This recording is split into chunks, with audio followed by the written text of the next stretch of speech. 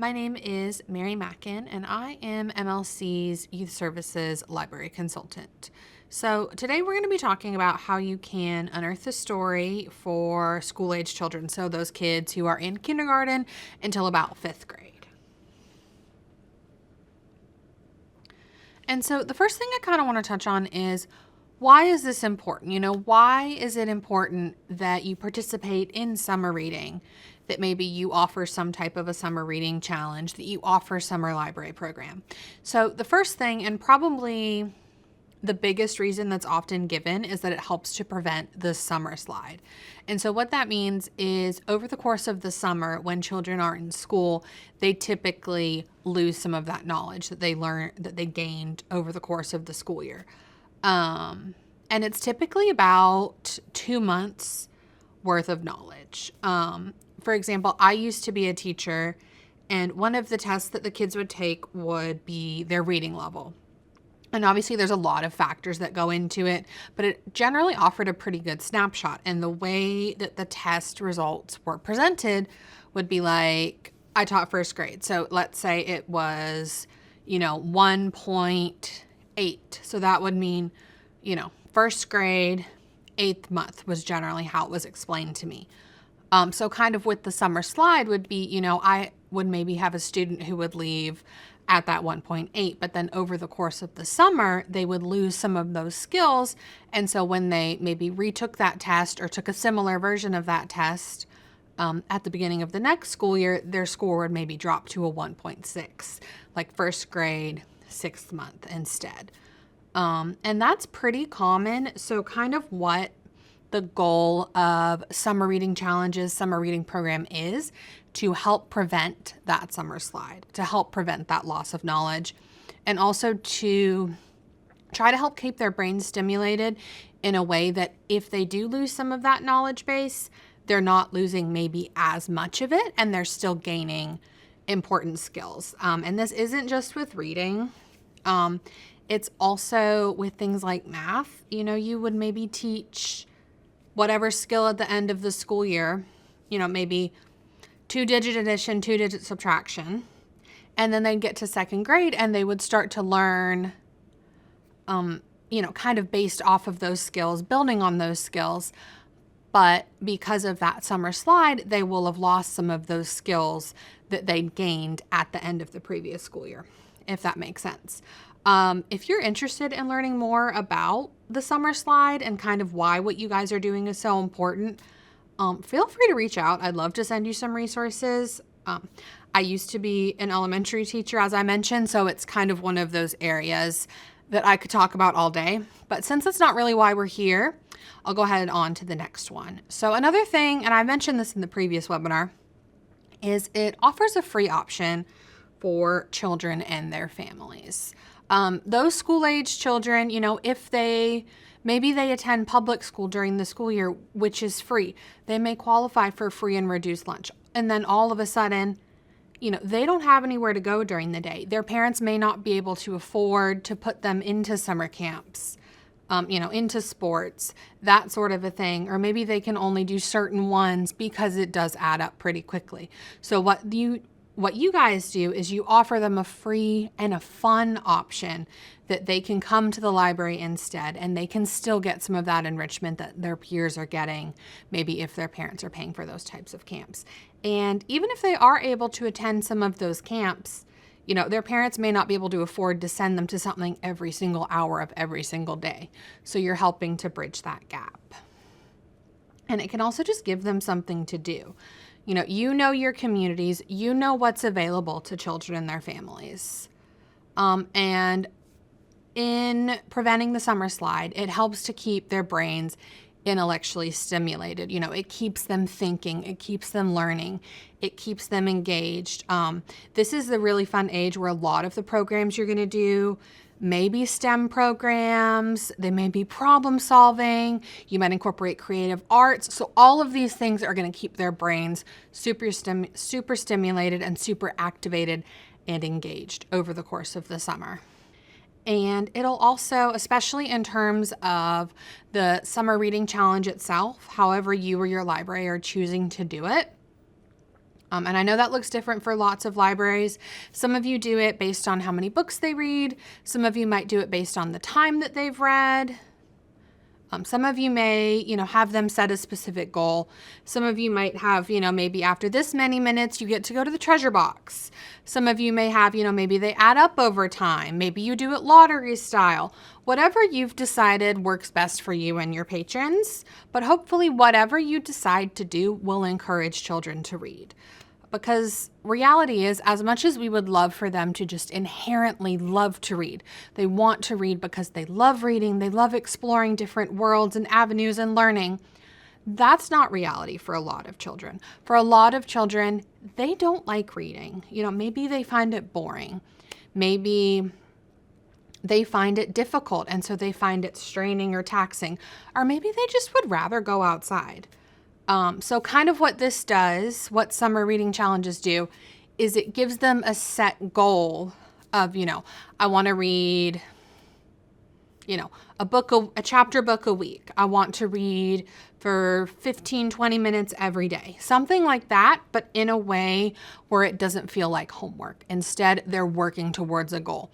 They're working towards that prize. And hopefully over the course of time, a lot of the children will maybe find things that they enjoy reading, and it won't just become about earning prizes. I always loved reading. I never had that problem. We would do accelerated reader, earn points in school, and I would always have the most points because I was very lucky that reading came easily to me, and I read so much that I just kind of accumulated the points over time. Whereas my younger brother, he just didn't like reading, and it took until he found a book series that he really enjoyed for him to say, okay, I do actually really love reading, and now he considers himself to be a reader. And keep in mind, you're also kind of having to combat something where a lot of children, once they get to school and they have to read, in a classroom for a grade, maybe they have to take a test on something, it might not come easily to them. They might just not enjoy it. Some of them also, I found, would tell me that they didn't like reading because their classmates didn't. When in reality, knowing that individual child and how they interacted with the books that they read, they loved reading, but they still had that preconceived notion of, oh, I don't like reading. I don't like school. And so hopefully you're helping to combat that over time. And it depends on your library system. It depends on what you're comfortable with. But something I would like you to maybe think about how you consider is, are you making sure that the reading that you're tracking is done in a way that makes it accessible for more children? Like maybe a child is dyslexic, so they're not at the point where maybe they're able to sit and read a physical book independently, like a physical chapter book. Maybe they're in 3rd grade. They love Magic Tree House, but they're not able to sit and read it independently. But they're able to listen to the audiobook. And that's totally reading. They're reading, they're comprehending, whatever. So you might want to consider maybe having a plan in place of, if you have a child who comes in and really wants to participate, but they're not going to be able to read, or kind of will get frustrated and not end up doing it, a traditional type of paperback book, could you count an audiobook? Could you say, okay, maybe for every hour that you listen is the equivalent of every hour that they read? You could do by books. If it's pages, you could come up with in terms of minutes, that type of a thing. And if that's something you want to think about, again, feel free to shoot me an email, give me a call, and we can talk about it. And the last thing to consider when thinking about why summer reading is important is that it helps to promote the library as a valuable community resource. And that's something you guys are doing all year long, right? You're providing programming, you're reaching out to your communities, you're hopefully making those connections. But during summer is when you maybe have those special programs. You have those special guests, those special visitors. So what it does is it maybe helps to get the library out there as a community space that offers fun things to do in a way that's different than during the year. You probably on a random Saturday in November won't have somebody bringing snakes into the library. You might not have a magician, but you might during the summer. And so with those special programs, you might get people into the library who would not normally come in. And then while they're there, maybe they'll see books they want to check out. They'll realize that you offer all these programs. You don't have a special guest every week, but maybe you offer a weekly story time for their younger children. Maybe you offer a weekly STEM program. Maybe you offer a book club. Maybe, they want to sign up for Hoopla or Libby, whatever you have at your library. So it's just kind of a great way to get the word out about the great services that you guys offer. And so this year, the CSLP has kind of divided Unearth a Story into a couple different directions. So there really are a lot of different angles that you can take. And that way you can switch it up. Maybe the children in your library aren't super into dinosaurs. Then there's other avenues that you can take. So the first one is dinosaurs and paleontology. This is what a lot of the art kind of features for the year. It's kind of the big main theme, but then there's also a lot of other themes that you could also focus on and work in. The next one is dirt. And so that's, learning about rocks, learning about soil, learning about worms, learning about, gardening, fruits and vegetables, that type of a thing. And then genealogy, local history, museums, and research. And this is a fun age because you can start to get into talking about some of that local history, museums, research, that type of a thing. They're kind of at an age where those things tend to be really interesting to them, especially history. Like when I taught first grade, probably by far the most popular chapter books in my own personal classroom library were the Magic Treehouse books and the I Survived books. And so you can kind of sense that theme there because they love learning about the world around them and the history of the world around them, and how things work, how people used to live, but presented in a way that's fun and that's maybe a little more child-friendly than opening a textbook. And then the last one is archaeology. And so in the coming sections, I've kind of divided up talking about different book recommendations for different age groups. If you're looking to see what you have in your collection already, if you're looking to maybe develop your collection a little bit, or kind of pick books that maybe you want a book that goes along with a certain type of program.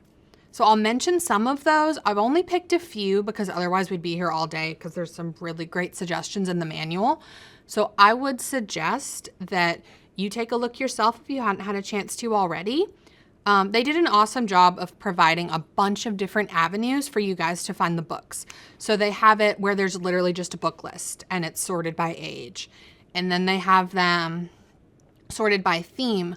But then what they've also done is in their programming ideas, it's, the programming idea, typically they provide some pictures. They tell you, what age group, what supplies you'll need, any resources you might need, but then they'll also make a suggestion of books that may go along with the program. So that can be really helpful so that you're not having to, maybe you don't have the time to parse all that out yourself and figure out how it's all going to fit together. So they've kind of already offered that step for you. And then from their suggestions, you can decide what would work best for you. And so there's a few different places that you could find resources to help you with this. So the first is going to be that CSLP manual. I sent out the manual code and the link to access it, I think back in December. If for some reason you don't have that or you can't find it, just shoot me an email. My email will be on the last slide and I will get that to you as soon as I can. CSLP also has their own Pinterest page, and this is great because if you're familiar with Pinterest, you kind of sort things onto different boards. And so what they've done is they have a board that is, for each age group. So they'll do early childhood, they have school-age programs, they have teen programs, they have some adult programs, they have decorations, they have some great suggestions for passive programming, which if you missed, Sharon did a webinar, I believe last month, maybe the month before, on passive programming, that's available on our continuing education LibGuide. So, and a lot of those ideas can be adapted for this theme. You know, if you're doing I Spy, you can change it to dinosaurs or plants. If you're doing maybe a scavenger hunt, you could just use some of the graphics from the manual. If you need help finding that, if you maybe want to look for some passive programming ideas that you could just have out in your library, feel free to email me and I can just shoot you that link. And then CSLP also has their own YouTube channel. So they did a summer reading seminar back in December, and they've posted a lot of those great discussions and presentations to their YouTube channel for you to view later. There's a talk from their summer reading champion this year, who's an author a lot of you might be familiar with. They did a couple videos highlighting, you know, programming, different aspects of the manual they're really excited about, and just some different resources that are available to you. So if you have time, that would be a great thing to check out. And then CSLP also has their own Facebook page, and that's also a great place to find resources that you may not find right away on the manual, or there's a lot of places to navigate on their website. So they'll post resources, they'll post reminders. They also tend to share if there's library systems that are maybe doing trainings for summer. Maybe they're posting ideas for this summer. So that can also be a great way to get resources and ideas. And then each other, you know, we have that youth services email list. If you'd like to be added to that, feel free to email me. I use that to send you guys information and resources, but you can also use it to reach out to each other. And then the youth services happy hours, which occur once a month. I know not everybody can come to those, but we hope to continue every 6 months to switch it up to make it more accessible. And then the last thing is our special collections here at MLC. So you can find that LibGuide on our website if you kind of want to look and see what's there that might be helpful in the summer. Keep in mind that a lot of the dinosaur related stuff is pretty popular. So if you see something you'd like to use, I'd maybe go ahead and reach out to Charlie and see if it's still available. And then keep an eye out. Next month, he's also going to be doing a training about how you can use our special collection to supplement your own summer reading programming. So keep an eye out for that. And so the first thing is, what about decorating ideas? You know, there's a lot of stuff from CSLP that you could purchase. There's maybe a lot of stuff on Oriental Trading, and maybe you have the budget for that, but I know a lot of you don't. So here's some ideas for things that you can create yourself. And I tried to do a little bit of a mix of different themes. So the first one is archaeology theme. You know, it says, take a dig at these books. There's some different images that have to do with archaeology, you know, different parts of the world, a relic, that type of a thing. And then a lot of the books deal with, you know, archaeology, ancient history, that type of a thing. You could also do this one. They set up where it looks like a dig site. You know, there's rocks all around. There's sand. There's rocks in there. There's a shovel to dig. It looks like they've placed a pretend snake as a little bit of a hazard. So you could do something like that. Just keep in mind, sand can be pretty messy. So that might want to be, you might want that to be maybe something that's outside or something that's maybe in an area that patrons can't get to. You could also kind of play around with it and instead of sand, maybe come up with a different type of material, like maybe just have rocks. This next one I found from ALSC, and this is from a great blog post that somebody did about kind of the different ways that they worked dinosaurs into their library program. I believe they posted it during 2020, so it was kind of a throwback to when they were in person at the library. And I love this display in particular because it's great for decoration, but it's also such a great example of like a passive program and something that's interactive. So this says, if I were a dinosaur, I would be, and then they're going to choose, am I going to be a carnivore? Am I going to be a herbivore? Am I going to be an omnivore? And then they have little dinosaur cutouts and the children can use them to kind of vote and decide what they would like to be. And so that's a great way to kind of let your patrons participate in your decorations. And then I love this little Jeep. There's so many examples of it online. This one is just one that I found on Pinterest. And you could use it as a photo prop. Maybe people take pictures in the Jeep and you encourage them, to tag your library. You encourage them to post about summer reading. Just something fun to get the word out. And then it can also be a fun way, to celebrate your kicking off summer reading. I also had one of these in the early childhood webinar because I love it. But you can also, transform your book drop. If you have, an indoor book drop that's protected from the elements, you probably could still do it outside. But you'd maybe want to take some precautions, maybe laminate things, or maybe, you'd have to worry about making sure it doesn't get destroyed by weather. Is you could transfer in your book drop, and this one, the dinosaur, he has his mouth open, he's laying there and he's ready to eat the books as the children put them in. And kids tend to love the book drop in general. Like the children in my life get excited to put the books in the book drop anyway. So I think having some type of fun animal where they're feeding the dinosaur, or you could incorporate something with the plants. Maybe, they're feeding the roses, something like that will just make it even more fun and engaging.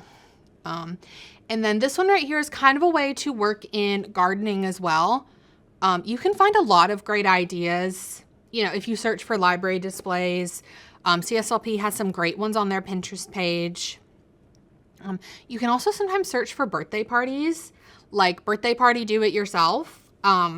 There's some great ideas for like different leaf cutouts. Maybe you do displays. You can also search for classroom ideas. There's some great bulletin boards. There's some great ideas of, maybe you want to make the jungle. Maybe you've decided your dinosaurs are going to live in the jungle and you want it to look really lush and green. There's some ideas for, how do you make vines? How do you do this? And so this one is kind of a way to work in that dirt theme, right? That gardening theme. So they've kind of placed a bunch of flowers on the wall. There's butterflies, there's some dragonflies, there's mushrooms, just something different that you could also use. And I think you could totally combine these different themes, right? Like the dinosaurs could live among the flowers and it's just giving them, giving you a fun habitat. And so I've kind of broken it down into those different aspects of the Unearth a Story theme. And so I've separated out some of my favorite book suggestions from the manual. There's a lot more than this. So if you're looking for some, I would absolutely suggest you go take a look. Maybe you're looking for something specific. You want to find something that goes with one of your programs. And so this one is just picture book suggestions. So there's Dino Poet, which is about a dinosaur that's just trying to write the first great poem.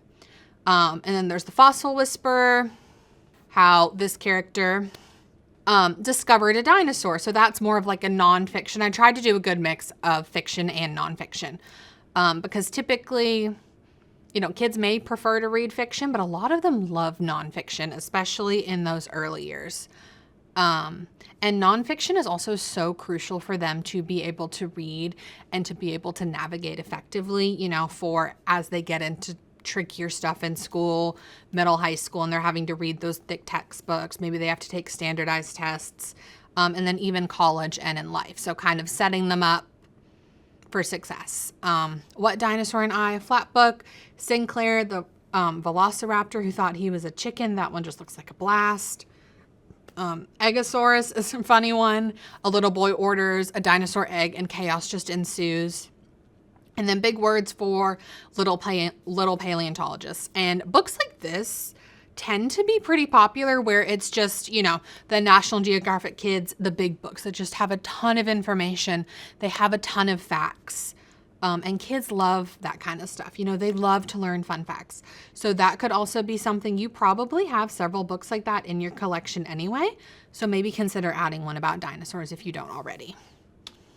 And so on the next slide, we're still talking about dinosaurs and paleontology, but these are kind of for early readers. And so typically the way that you would consider an early reader is, and the grade level is kind of just a guesstimate, like just because, a child is 5 to 8 doesn't mean these are the only books they're going to be able to read independently. They might, be ready for trickier books.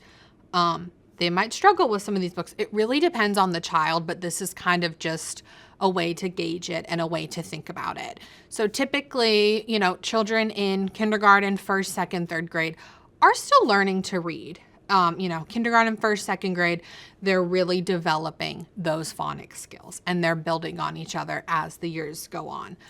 Third grade is when they start really just reading to comprehend. And it's a big year where they're learning about how do I put together these phonics skills I've learned in the previous years with my comprehension skills that I'm learning. So that's kind of what most of these are. You'll notice quite a few of the ready to read, super readers, those kinds of a thing. Those are typically really good books for children who are just beginning to read. They're not necessarily decodables, they're leveled readers, but they're a great place to start because they tend to be simpler than traditional picture books. Like on the previous slide, those are books that are great for kids. You probably can work them into your programming, but this particular age group, those early readers, and it depends from book to book, but they probably aren't going to be able to read all of those picture books independently quite yet. Whereas these types of books, they would be able to, if that makes sense. So there is, Ready to Read Dinosaur Friends, Dinosaur Detectives, Daring Dinosaur, Terrors of the Triassic, Jade's Pet Dinosaur, Fright at the Museum. And again, I tried to do a good mix of fiction and nonfiction so you could see what was out there. But they're all great suggestions in the manual. If you're looking to add books to your collection, that are bilingual, English, Spanish, they also have some of those. I can't remember if any of these are the ones that are also English and Spanish. I know I have a few in here that are. And then there's some that are just Spanish. And then there's some that are just English. So you can really look at that and then decide, based on your needs and your patrons' needs, what you would like to purchase.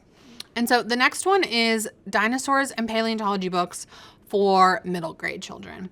And so this is kind of from 4th to 8th grade, which is kind of a wide range. And the, 7th and 8th grade can be tricky because really they're in the tween age. So there's a lot of crossover with teens. So when you're thinking about that, a 13-year-old might not be interested in these books, but they might. A 12-year-old might be interested in these books. So there's kind of going to be some crossover there. But that's, again, your patrons. They know themselves. They know their reading habits.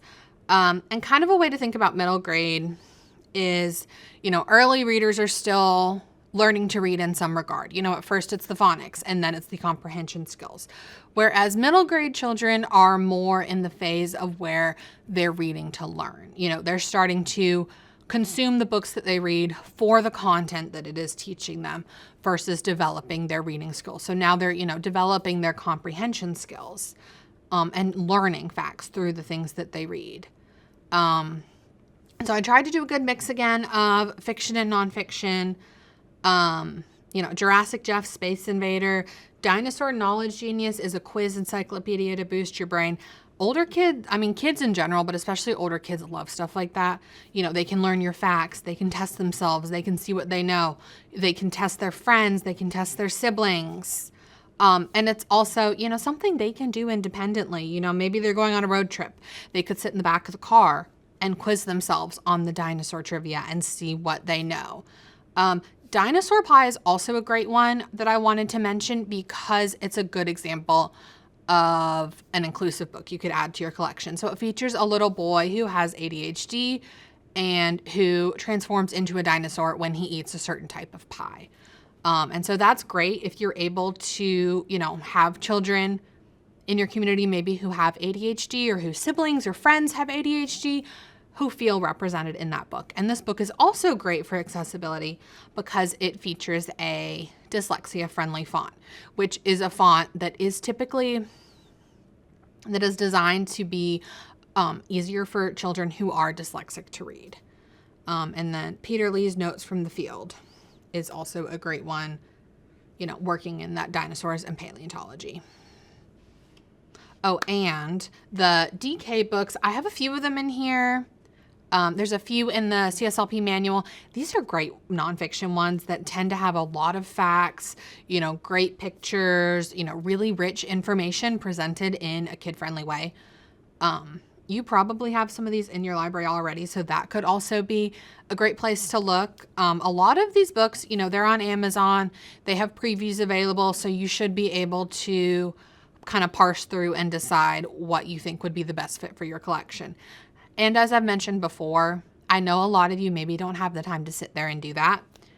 Feel free to reach out to me, if you're like, we can only afford either Dinosaur Knowledge Genius or Extraordinary Dinosaurs and Other Prehistoric Life.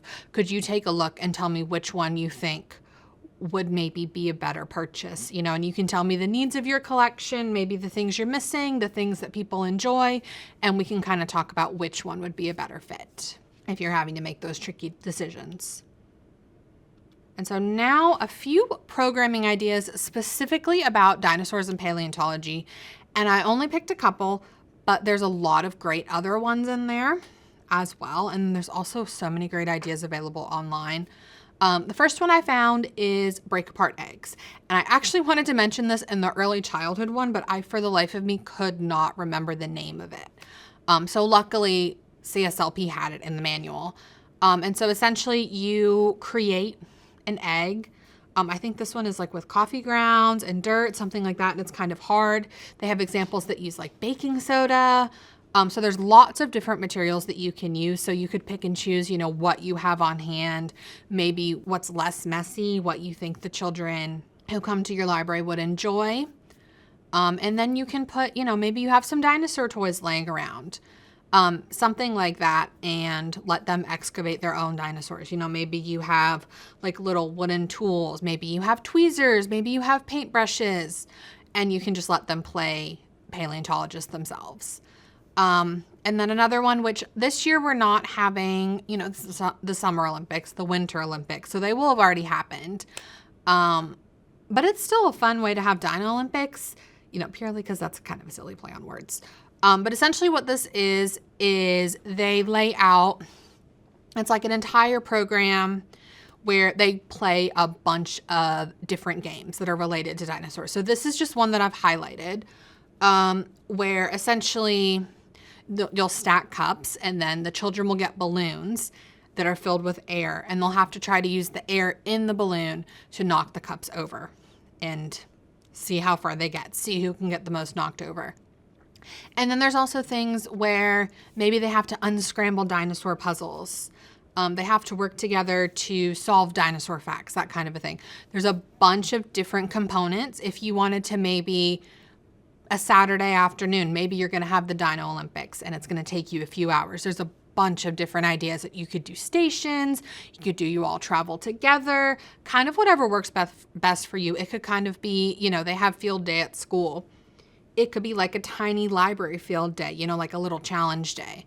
Kids can do this in teams, or they can also, maybe you only have 4 or 5 kids who want to participate. You could just have them do it independently. And so the next aspect of Unearth a Story is dirt. And so kind of what this encompasses is dirt itself, soil, rocks, as well as, worms, the different things that live in dirt, and then gardens and planting. So these are a few different books that could be worked into this theme. See Marcus Grow, all about gardening and planting. Bean Sprout is kind of a great book because it touches on those skills, but it's also great for social emotional learning. Spoiler alert, they all try to plant beans in class and one of the children's beans doesn't grow. So it's kind of about the teamwork and how they work together to try to remedy the problem and help that child feel better, but also learning the lesson of sometimes things just don't grow and that's okay. And then Worm Makes a Sandwich is a fun one, all about composting. And that could be a fun one, if you want to talk about how children could compost at their homes. Something I would like to note, though, just from personal experience, is if you're going to talk about composting and how they could do it at home, make sure you research how it can be done safely, because compost can be flammable. So just make sure that you're advising them to do it in a way that is safe for them and their families. And again, if that's something you're interested in doing, like a whole program on composting, but you don't have time to look it up or you're looking for where to find resources, feel free. There's some in that manual, but feel free to email me and we can work through it together. So some suggestions for early readers. So again, those K through 3 kids who are still kind of learning to read are Worm and Caterpillar Friends, about 2 great bugs, which is a fictional, they're not really going to be cartoon hanging from a tree writing BFF on the trunk. But then you have one, Why Do We Need Soil? And so that's a great example of a nonfiction text that they can probably interact with independently, and they can learn, okay, why do we need soil? Why do we need the dirt that's in the ground? And then for those middle grade students, is a couple fictional books, The Girl from Earth's End, Fortune Tellers, but then there's also some nonfiction texts. So fun science experiments that they can do with plants. How can they learn and discover using plants? World of Rot, I would imagine for middle graders, I think all kids tend to be really in love with anything gross, but I've found middle grade especially love stuff that's gross. So this I think would probably be a hit. It's called World of Rot, and it's learn all about the wriggly, slimy, super cool decomposers we couldn't live without. So that kind of piggybacks off of the Worm Makes a Sandwich picture book for older children. Just talking about all of the different animals that come together to help decompose our food waste, our garbage, things like that. And so I've only selected a few programming ideas. There's a lot more in there. There's also so many different ways you can take this.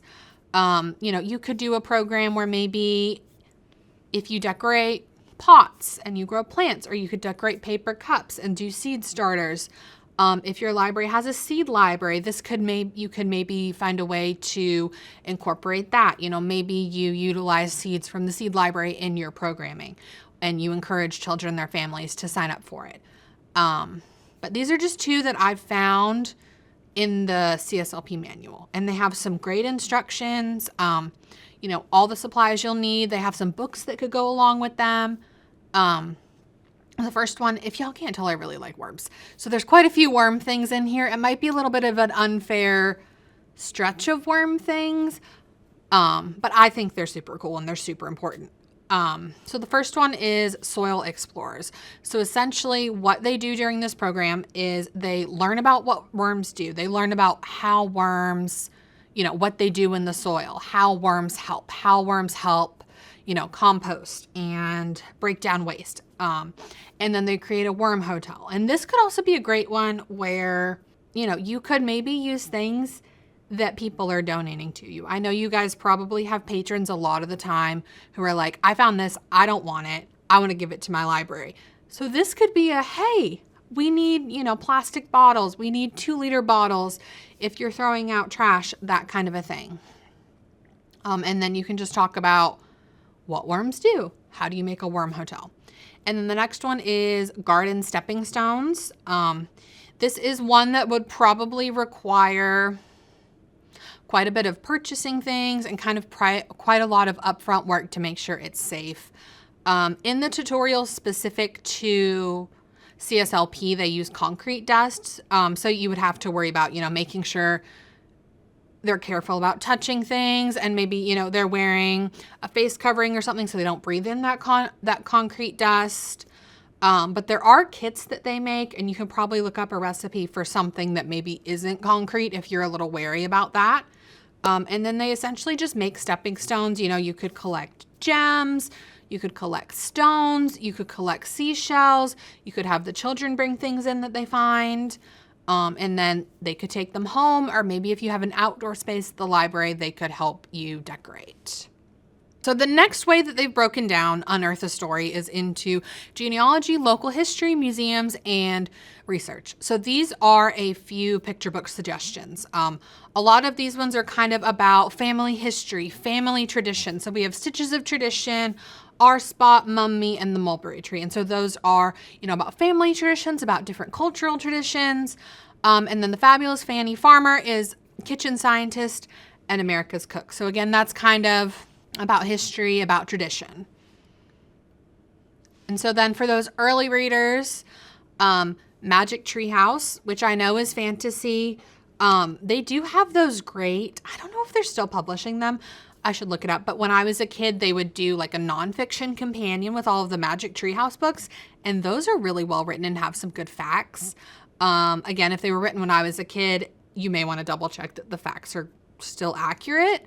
But that could also be something to use. But, you know, for this one specifically, I'm sure y'all have dinosaurs before, you know, most of y'all probably have Dinosaurs Before Dark and some of the Magic Treehouse books. But in addition to tying into the dinosaurs, you know, in all of those books, Jack and Annie are problem solving. They're starting to learn how to do research themselves and how to learn about whatever part of history they've stepped into, you know. Things that children may hear about in museums, these fictional characters are interacting with.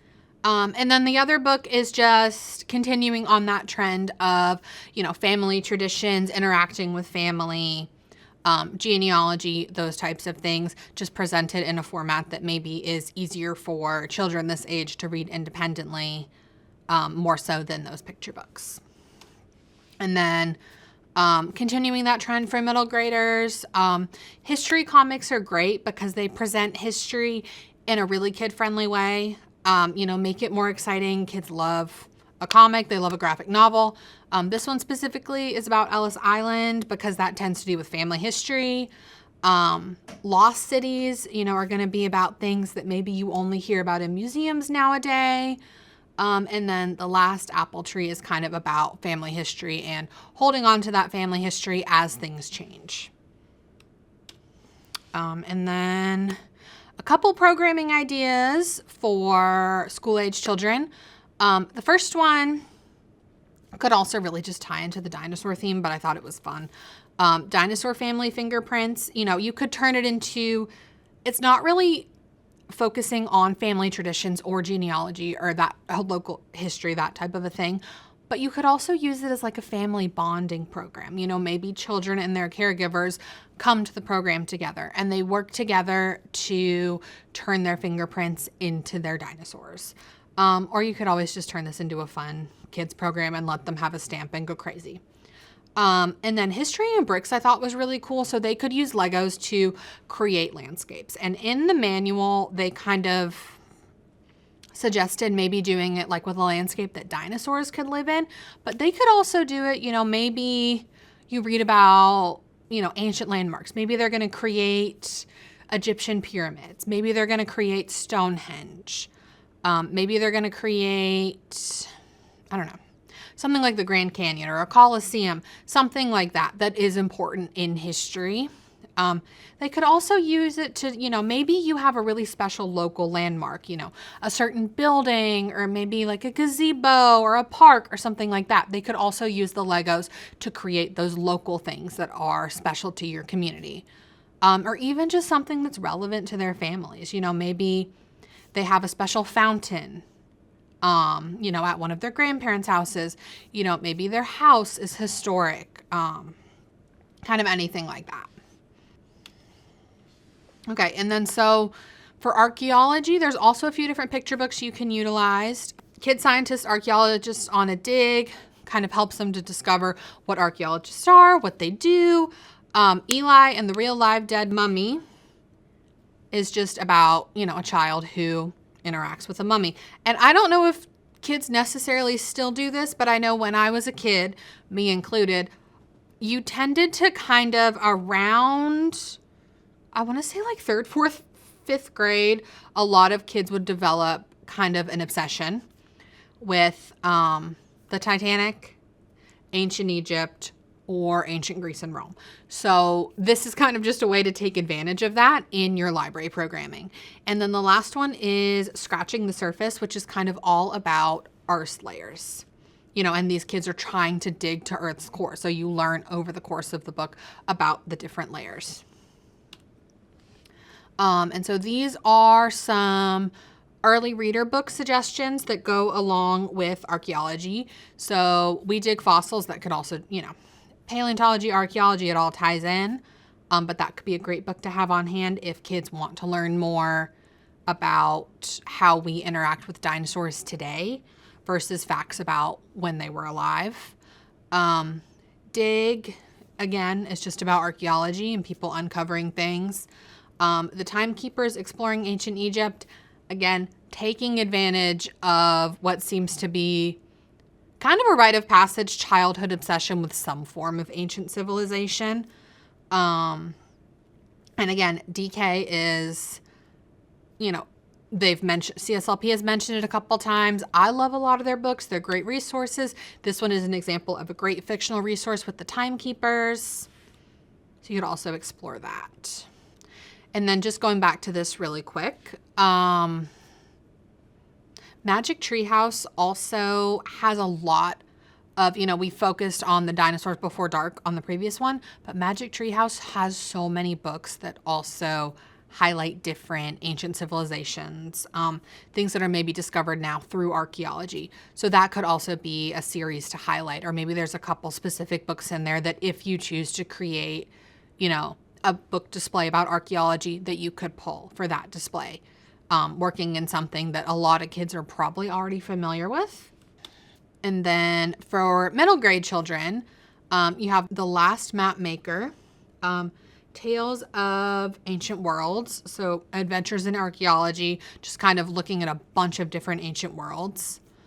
Instead of just, honing in on one or two, it kind of gives them a glance at a bunch of different ones. And then I Survived. This one is actually the graphic novel of the destruction of Pompeii. The I Survived books are fantastic. I'm sure y'all know all about these. They focus on different historical events. They're really popular. Like when I taught first grade, the Magic Treehouse and the I Survived were both magic. Like the kids loved them. They were obsessed with them. And they loved learning about history, through the lens of a kid, just like them. So that's also something great to have on hand. This is just the one that CSLP chose to highlight, but that's also something you could look in your collection and see maybe what you already have on hand. And so there's a couple different programming ideas. The first one is from the manual, but it's a super popular idea. It's just cookie excavation. They've actually provided a really cool template where it's a cookie excavation grid, similar to how archaeologists use a grid when they are on a dig. And so they can excavate chocolate chips, and then on the bottom of on the second part of the grid, the one underneath, they can record, where they found the chocolate chips. And this one, they just have a traditional chocolate chip cookie. If you wanted to switch it up or maybe make it a little more challenging, you could even do, the cookies that have like candy pieces or M&M. So maybe now they're also having to record, maybe they found a red one in this quadrant and a blue one here. And then this one, Write Like an Egyptian, again, got to tie into ancient Egypt. They can practice writing like an ancient Egyptian using hieroglyphics. In this CSLP manual, they have a list of the alphabet, and then children can write messages on it. They have some different suggestions for materials you could use to make it more authentic. You could tie it with a ribbon. And something you could even do kind of just to further challenge it is maybe they each write their own messages and then they have to trade it with a friend or someone else at the program to decode their message. Obviously this is something you kind of would have to gauge yourself. Like, is it going to go over well? Is it going to be a disaster? Are they going to write things that are to make each other giggle? That kind of stuff. But that could just be another way to, let them participate in something from an ancient civilization and then also turn around and play the role of archaeologist and kind of decode it. And then even though America 250 is all year long, I also wanted to go ahead and mention it some just in case you wanted to work it into your summer programming. So they have a bunch of great book suggestions. These are just a couple I've pulled out. There's Maggie the Military Rat. There's Leo's First Vote, which is all about a little boy. He goes to school and they learn about how elections and voting work. And then they have a mock election in their classroom, which if any of you guys have ever taught, what is it? Duck for President, Duck versus Farmer Brown. Like, it's, mock elections in school are such a great way for them to learn. So you can incorporate that into your library programming. And then 50 States of Love is really cool because it's kind of presented as beautiful artwork. And then there's kind of a short little snippet of a poem about each different state and kind of things that make it beautiful or special. And then just a couple K-3 book suggestions. National Monuments of the USA. Maybe they want to learn about the Statue of Liberty. Maybe they want to learn about, the Grand Canyon, that kind of a thing. So they can learn about all of these different national monuments. And then there's also one about celebrating Independence Day. Why do we celebrate July the 4th in this country? And again, these are early readers, so they should be pretty easy, or not easy, but they should be accessible for those kids who are still in the learning to read stage. And then for older children, there's a book called Spy Ring, which is really cool, about these kids who kind of uncover the truth about a spy during the Revolutionary War. Miss Liberty is about a child who wants to win their local 4th of July pageant, essentially. And then Only in America, The Weird and Wonderful 50 States. Kids love a fact book, and they loved weird facts. We can, all day long, you can tell, the state bird, the whatever about Mississippi. And that's awesome. And we should know that, especially because we live here. But also, I want to know the weird facts about Mississippi. I want to know the things that I, would never think of in a million years. And then for programming, there's a couple, again, there's more in the manual. These are kind of just my favorite ones that I found. So underwater fireworks is a way to incorporate STEM. So the children will create their own underwater fireworks while learning about density. And then you can also do patriotic sun catchers. So the children can add red, white, and blue tissue paper to contact paper to create a patriotic decoration.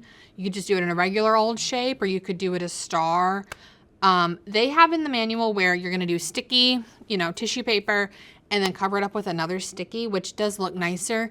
But I have done this before where you just kind of leave the tissue paper part raw, and it stays fine. So that's also, if you're trying to conserve on supplies, you could always just do one side of the contact paper. And again, if you want to talk about that, if you want to ask how it went, ask for suggestions, feel free to reach out. There is also some great graphics available in the CSLP manual, some really cute dinosaur art. And they've this year kind of created a mascot. His name is Digby. He's a little blue triceratops. And one of them, he's wearing an Uncle Sam hat. So work that into your America 250 programming if you do some over the course of the summer. And that is all that I have for this webinar. So if you have any questions about anything, accessing the manual, questions about programs, running your summer reading challenges, anything like that, feel free to email me or give me a call. All right. Thanks, everybody. Bye-bye. The video you have just viewed is an MLC production, made possible in part with funding from the Institute of Museum and Library Services. We encourage you to visit our YouTube channel and our LibGuides for further resources and supporting content.